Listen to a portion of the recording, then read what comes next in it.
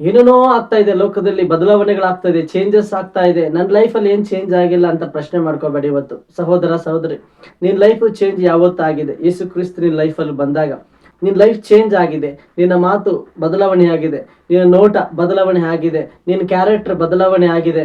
ಸೊಸೈಟಿಲಿ ನಿನಗಂತೂ ಒಂದು ಐಡೆಂಟಿಫಿಕೇಶನ್ ಸಿಕ್ಕಿದೆ, ಅದು ನಿನಗೆ ಗೊತ್ತಿಲ್ಲ. ನಿನ್ನ ಜೀವಿತ ಗಮನಿಸಿದವರು ಕೆಲವು ಸಾರಿ ನಿನ್ನ ಮುಂದೆ ಹೇಳೋದಿಲ್ಲ, ಮನಸ್ಸಲ್ಲೇ ಇಟ್ಕೊಂಡಿರ್ತಾರೆ. ಅವ್ರ life is like a book that someone can read. ನಮ್ಮ ಜೀವಿತ ಒಂದು ಪುಸ್ತಕ ಇದ್ದ ಹಾಗೆ, ಇನ್ನೊಬ್ರು ಓದ್ತಾ ಇರ್ತಾರೆ ಅದನ್ನ, ಹೇಗಿದೆ ಇವ್ರ ಲೈಫ್ ಅಂತಕ್ಕಂಥದ್ದು. ಹಾಗೆ ಕ್ರಿಸ್ತ ನಮ್ಮನ್ನ ಬರಿತಾ ಇದ್ದಾನೆ, ಹೇಗೆ ಆ ಪುಸ್ತಕ ಬರೆಯಲ್ಪಡಬೇಕಂತಕ್ಕಂಥದ್ದು ಆಗಿರೋದ್ರಿಂದ ಇವತ್ತು ನೀವು ಸಂಪೂರ್ಣವಾಗಿ ಕರ್ತನ ಕೈಗೆ ಕೊಡಬೇಕು. ದೇವರ ನನ್ನ ಲೈಫಲ್ಲಿ ಏನ್ ಬರಿಬೇಕಂತ ಏನಿದೆಯಾ ಬರಿ ಎಂಬುದಾಗಿ ಕರ್ತನ ಕೊಡಬೇಕು.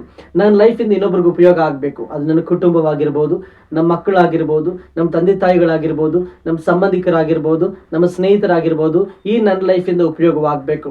ಯೋಸೆಫನ ಲೈಫಿಂದ ತನ್ನ ಕುಟುಂಬಕ್ಕೆ ಉಪಯೋಗವಾಯಿತು. ಯಾಕಂದ್ರೆ ಯೋಸೆಫನ ಭವಿಷ್ಯಕ್ಕಾಗಿ ದೇವರು ತೀರ್ಮಾನ ಮಾಡಿದ್ರು. ನಿನ್ ಕುಟುಂಬ ನನ್ನ ಕುಟುಂಬ, ನಿನ್ ಲೈಫ್ ನನ್ನ ಲೈಫ್ ದೇವರು ಬರಬೇಕು, ದೇವರು ನಡೆಸಬೇಕು. ಪ್ರತಿಯೊಬ್ಬರು ಕೂಡ ನಮ್ಮ ಲೈಫ್ ದೇವ್ರು ಕೊಡಬೇಕಾದ್ರೆ ಖಾಲಿ ಬುಕ್ ಕೊಡೋಣ, ಖಾಲಿ ಡೈರಿ ಕೊಡೋಣ ದೇವರಿಗೆ. ಖಾಲಿ ಎಂಟಿ ಪೇಪರ್ಸ್ ಇರಲಿ, ಅಲ್ಲಿ ಏನಿದ್ರು ಕೂಡ ದೇವರೇ ಬರಲಿ. ನಾನು ಬರೆದು ದೇವ್ರಿಗೆ ಕೊಡೋದು ಬೇಡ.